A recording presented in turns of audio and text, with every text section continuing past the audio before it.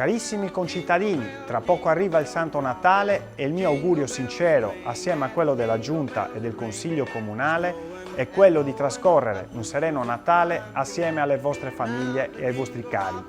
Un pensiero affettuoso va alle persone che trascorreranno in solitudine queste feste, alle persone ammalate e a tutti gli anziani che sono le radici della nostra comunità.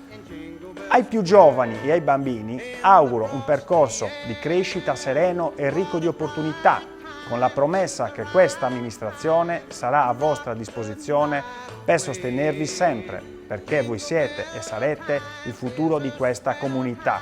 Buon Natale a tutti voi, cari concittadini! Giddy up, jingle horse, pick up your feet, jingle up around the clock, mix and a mingle in the jingle.